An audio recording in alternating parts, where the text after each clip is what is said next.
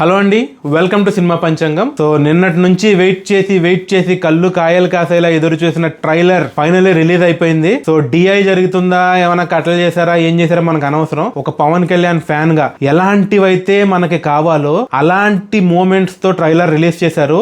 ఇది చాలు. మనకి డిఐ చేస్తే మనకెందుకు, కట్టలు చేస్తే మనకెందుకు, మనకు కావాల్సిన ఫీస్ట్ అయితే మనకు ముందు పెట్టేశారు. ట్రైలర్ చూసిన తర్వాత నాకు ఒకటే అర్థమైంది, హైప్ అమ్మ మొగుడు ఎలా ఉంటుందో ట్రైలర్ చూస్తే అలా ఉంది. ఆల్రెడీ హైప్తో చచ్చిపోతున్నారు ఈ సినిమాకి జనాలు. ఇది చూసిన తర్వాత అది డబుల్ అయిపోయింది. నేను ఎక్స్పెక్ట్ చేసిన స్టోరీయే ఉంది, బట్ ఆ సీన్స్ కానీ అందులో ఉన్న షార్ట్స్ కానీ పవన్ కళ్యాణ్ గారి ఆ ఫెరోషియస్ క్యారెక్టర్ చాలా రోజులైంది. ఎప్పుడో నేను జల్సా టైంలో ఆ ఇంటర్వెల్ బ్యాంగ్ ఉంటుంది, నెక్స్ట్ లైట్ అయ్యాను అని అరుస్తూ ఉంటాడు. అలాంటి సీనే క్లైమాక్స్లో, ఈ ట్రైలర్ క్లైమాక్స్లో పెట్టారు. అంటే అంత పవర్ఫుల్ క్యారెక్టర్లో పవన్ కళ్యాణ్ని మళ్ళీ చూడలేం మనం. అలాంటి క్యారెక్టర్ని యాజ్ ఎ ఫ్యాన్ బాయ్, ఒక పవన్ కళ్యాణ్ కల్ట్ ఫ్యాన్కి ఫుల్ పవర్స్ ఇచ్చి బడ్జెట్ ఇచ్చి నీ ఇష్టం రా సినిమా తీ, ఎలా తీస్తావు తీ అంటే ఎలాంటి సినిమా తీయగలడో, ఫ్యాన్స్కి ఎలాంటి ఫెస్ట్ ఇవ్వగలడో, ఎలాంటి గూస్ బంప్స్ మూమెంట్స్ ఇవ్వగలడని సుజిత్ మళ్ళీ నిరూపించాడు. ఈ ట్రైలర్ చూస్తే నాకు అర్థమైపోయింది. అండ్ సర్ప్రైజింగ్లీ అందరికీ తెలిసిన స్టోరీయే, ఓజస్ గంభీర అనే ఒక అతను అండర్ గ్రౌండ్లోకి వెళ్ళిపోయాడు. ఒక 10 years బ్యాక్ ఏదో గ్యాంగ్స్టర్గా ఉన్న అతను అండర్ గ్రౌండ్లోకి వెళ్ళిపోయాడు. సో ఆ పొజిషన్ని సమ్ ఓమి తీసుకున్నాడు. సో ఆయన గ్యాంగ్స్టర్ కింద ఉన్నాడు. సో ఈ ఓజీ మళ్ళీ రిటర్న్ వస్తే వెనక్కి ఏ రీజన్తో వచ్చాడు అనేది సినిమాలో అయితే నాకు శుభలేఖ సుధాకర్ గారు అండ్ శ్రేయారెడ్డి గారి క్యారెక్టర్స్ చూస్తుంటే, సో వాళ్ళు సంథింగ్ ఏదో వాళ్ళకి ఏదో తీరని అన్యాయం జరిగిపోయింది, దానికోసం ఈయన వెనక్కి తీసుకొచ్చాడని అర్థమైపోయింది. సో ఏ రీజన్తో వెనక్కి వచ్చాడో, వెనక్కి వచ్చి ఒక్కటే డైలాగ్ చెప్పాడు, బాంబే వస్తున్న తలలు జాగ్రత్త. చాలు, ఈ ఒక్క డైలాగ్ చాలు థియేటర్లో స్క్రీన్స్ తగలాడిపోవడానికి. ఇంట్రెస్టింగ్లీ ఈ సినిమాలో సత్యాదాదా నుంచి స్టార్ట్ చేశారు, గన్స్ అన్ని సత్యాదాదా వైపు తిరిగినాయి అని. ఆయన్ని ప్రకాష్ రాజ్ చేశారు. అది నిజంగా చాలా సర్ప్రైజింగ్ అనిపించింది. ఎందుకంటే పవన్ కళ్యాణ్ గారికి ప్రకాష్ రాజ్ గారికి ఉన్న రైవలరీ అందరికీ తెలుసు, ఎంత కొట్టుకున్నారో ట్విట్టర్లో కూడా తెలుసు. బట్ స్టిల్ అదే క్యారెక్టర్ ఆయన తీసుకున్నారంటే మేబీ ఆ క్యారెక్టర్ ఆయన బాగా డిమాండ్ చేసింది. ఆయన ఒప్పుకోవడం కూడా గ్రేట్, ఈయన ఒప్పుకోవడం కూడా గ్రేట్. చూద్దాం అసలు ఏంటి ఆ క్యారెక్టర్ ప్రకాష్ రాజ్ గారిని ఎందుకు తీసుకున్నారు అనేది మన సినిమా చూస్తే మనకి క్లారిటీ వస్తుంది. అండ్ ఓమీబాయ్ ఇమ్రాన్ హేష్మి కూడా బాగా సెట్ అయ్యాడు అనిపించింది. పవన్ కళ్యాణ్ గారికి పర్ఫెక్ట్ రైవలరీ కింద కనపడింది నాకు సినిమాలో. హైప్ అయితే చాలా ఉంది సినిమా మీద. సో అంత హైప్ పెట్టుకోకపోవడం మంచిదని నా ఉద్దేశం. ఎందుకు పెట్టుకోకూడదు, నేను పవన్ కళ్యాణ్ ఫ్యాన్ని, ఓజీ సినిమా బాగోదని చెప్తున్నావా, అసలు నీకు బుర్ర ఉందా అని అనుకోవచ్చు. ఈ ఆలోచించేది చదువుకునే రోజులు ఆలోచిస్తే మంచి డిగ్రీ అయినా వచ్చేది.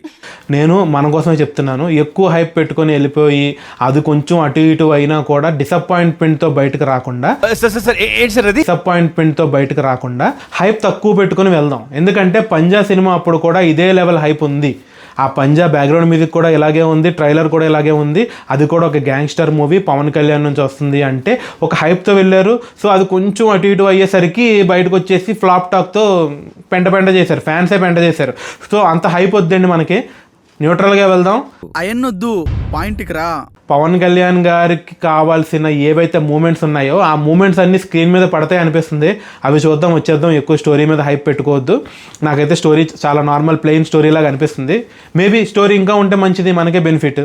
ఒకటే షాట్లో ప్రియాంక మోహన్ గారి క్యారెక్టర్ కూడా క్లియర్గా చెప్పేశారు. సో ఆ సీన్ చూడంగానే నాకు ఏం అర్థమైందంటే, ప్రియాంక మోహన్ గారు కళ్ళలోంచి కూడా నిద్దట్లోంచి కూడా లేచి భయపడే అంత ఏం జరిగింది.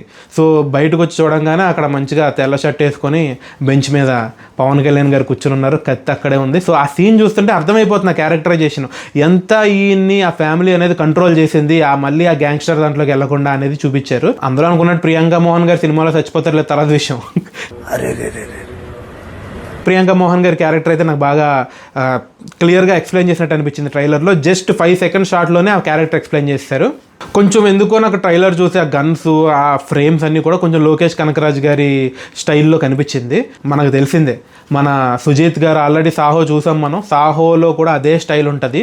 సో ఆయన స్టైల్ ఆఫ్ మేకింగ్లోనే తీశారు. బట్ ఈ మధ్య మనం ఆ సినిమాల అన్ని చూసి నాకు కొంచెం అట్లా అనిపించి ఉండొచ్చు. బట్ నేను ఆ సినిమా ఏదో కాపీ అని చెప్పట్లేదు, నేను చెప్పేది ఆ టేకింగ్ అండ్ వీడియో నాకు కొంచెం అట్లా అని అనిపించింది. అండ్ చాలామంది దీనికి ఒక హైప్, మన కూలీ సినిమా అప్పుడు కూడా అంతే, ఎల్సీయూ యూనివర్స్లో ఉందా అని హైప్తో వెళ్ళి అక్కడ లేదనేసరికి డిసప్పాయింట్మెంట్తో బయటకు వచ్చారు. ఇప్పుడు మళ్ళీ అదే టాక్ స్ప్రెడ్ చేస్తున్నారు. ఇది ఫ్యాన్స్ స్ప్రెడ్ చేస్తున్నారో యాంటీ ఫ్యాన్స్ స్ప్రెడ్ చేస్తున్నారో తెలీదు. సాహోతో కనెక్షన్ ఉంది. ఈ ట్రైలర్లో కూడా ఒక సీన్ రాగానే వెంటనే మీమ్స్. ఒక సీన్లో పవన్ కళ్యాణ్ గారు ఇట్లా బాంబే వస్తున్నాను అనగానే బస్సులోంచి ఇట్లా కింద దిగంగానే ఒక బూట్స్తో ఒక షాట్ ఉంది, అది పవన్ కళ్యాణ్ కాదు ప్రభాస్ అంటారు. సాహో సినిమా సినిమాటిక్ యూనివర్స్లో కనెక్ట్ అయిపోయింది. ఇది 100% థియేటర్స్ తగలబడిపోతే శవాలు లేసిపోతాయి అంటున్నారు. ఇది నేను చూడలే. వద్దు, ఆ హైప్ వద్దు. సినిమాకి వెళ్ళి చూద్దాం. ఇన్ కేస్ అది ఉంటే సర్ప్రైజ్ ఫీల్ అవుదాం, ఎంజాయ్ చేద్దాం. ముందు నుంచి హైప్ పెట్టుకుని వెళ్ళొద్దు. అలాంటివి ఏమైనా ఉంటే బైక్ పక్కన పెట్టేద్దాం. థియేటర్కి వెళ్ళేటప్పుడు ఓన్లీ మన దేవుడిని చూడడానికి, పవన్ కళ్యాణ్ చూడడానికి మాత్రమే సినిమాకి వెళ్దాం. సినిమా కూడా ఏ టైంలో జరుగుతుందో నాకు అర్థం కాలేదు. ఎందుకంటే బూట్ కట్ ప్యాంట్స్ ఉన్నాయి, వాళ్ళ కాస్ట్యూమ్స్ అవి కూడా ఏదో 90s 2000s టైంలో అలా కనిపించింది. బట్ ఇప్పుడు దాకా అయితే ఎక్కడ న్యూస్ లేదు ఇది 90sలో జరుగుతుందా 2000sలో జరుగుతుందని. బట్ వాళ్ళ కాస్ట్యూమ్స్ చూస్తే మాత్రం నాకు కొంచెం ఆ టైంలో జరుగుతుందేమో అనిపిస్తుంది. లేదా ఆ గ్యాంగ్స్టర్స్ ఆ టైంలో ఉన్నారు కాబట్టి ఇంకా కాస్ట్యూమ్స్ మెయింటైన్ చేస్తున్నారేమో. మీకు ఏదో హైప్ తెప్పించడానికి నేను ఈ ట్రైలర్ రివ్యూ చెప్పట్లేదు. ఏదో ట్రైలర్ చూడంగానే నాకు షేర్ చేసుకోవాలనిపించింది. నేను ఇప్పుడు దాకా ట్రైలర్ రివ్యూస్ చేయలేదు, ఇదే ఫస్ట్ ట్రైలర్ రివ్యూ. సో మీరు ఇప్పుడు దాకా నా ఛానల్ చూడకపోయినంటే నేను ఇంతకుముందు మూవీ రివ్యూస్ కూడా పెట్టాను, చూడండి. అండ్ ఈ వీడియో మీకు నచ్చినట్లయితే లైక్ చేయండి, షేర్ చేయండి, సబ్స్క్రైబ్ చేయండి. Subscribe to cinema Panchangam. Wait for 24th. నేనైతే ఖచ్చితంగా 24th నైట్ షోకే ప్లాన్ చేస్తున్నాను, ఎలాగైనా వెళ్దామని. చూద్దాం థియేటర్లో ఏం జరగబోతుందో, ఎలాంటి రచ్చ జరగబోతుందో చూద్దాం. Thank you so much for watching.